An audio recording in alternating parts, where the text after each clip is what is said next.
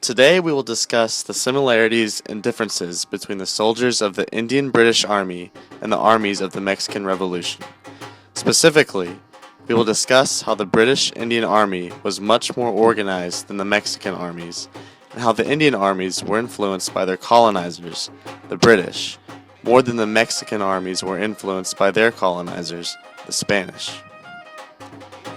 First, let us begin with the Indian Army.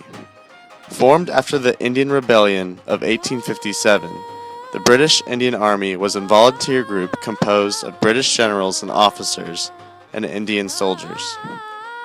Indian men saw joining the army as a way to escape poverty, and at the army's height in World War II, the army reached a count of 2.5 million soldiers. In this video, we can see how the enlisted men were carefully trained by their British officers to become a disciplined, efficient army. The men in the army adopted many of their colonizers' attributes, such as the use of British uniforms and weapons. Over time, because of the sheer size of the army, the British Indian Army became the backbone of the entire Royal British Force and was deployed all over the world to fight for the interests of the British Crown in areas such as Egypt, China, Afghanistan, and Tibet.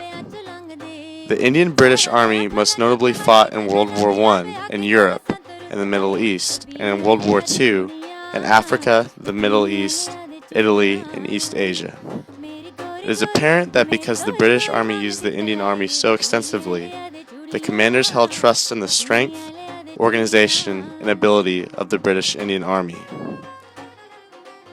This image depicts a Sikh regiment defending in a fort in India. Every member of the regiment is wearing the same uniform, consisting of a turban, a shirt and pants, and a belt with pouches for gear, and boots and stockings.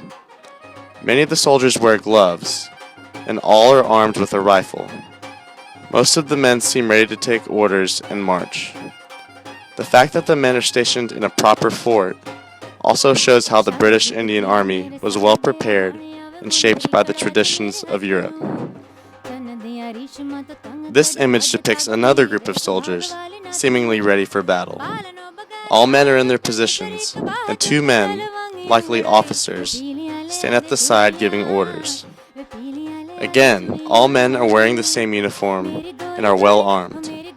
This group is well trained, and in the countenance of each man can be seen the confidence of a well-trained soldier. These men are ready to fight and win for the crown. It is clear through these images and video that the British Indian Army was a well-armed, well-trained, disciplined army that took its shape after the Royal British Army. Moving on, let us examine the armies of the Mexican Revolution. Originally a revolt against the regime of Porfirio Diaz, the Mexican Revolution became a multi-sided conflict after Diaz was exiled in 1911. Throughout its course, the revolution saw 6 to 7 different factions rise to reach for the vacuum of power left by the removal of Diaz, and also saw about 1.2 million Mexican civilian and military deaths. This British Pathé video shows us some of the mass confusion that arose during the revolution, as much of the time people had no idea exactly who was fighting who. Men were recruited to fight by the leaders of the different factions, and although many men joined the different armies in pursuit of glory and honor, most men who joined the armies fought because they believed the leader they were fighting for would best help the lower classes if he became president. The men who fought often lived in a rough condition and were equipped only with what they have owned before the war. This image depicts Mexican troops attempting to organize themselves after they have gotten off a train. The men are scattered around, talking to one another, and the dress of each man differs from the next. Not all men are properly armed, and some soldiers appear to be without weapons entirely. The families of the soldiers can be seen on the tops of the train, as they have elected to travel with the soldiers. If instead they stayed at home, without the protection of the men of their families, they would leave themselves susceptible to attack by rogue soldiers, and might be murdered as men rode from town to town, willing to do anything in search of wealth. This image depicts soldiers riding in a train to the war front. Again, the men are not wearing the same uniforms, and many men appear to be unarmed and unprepared for battle.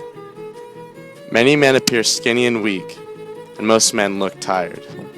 Some even appear to be asleep. This is clearly an unorganized, ragtag army.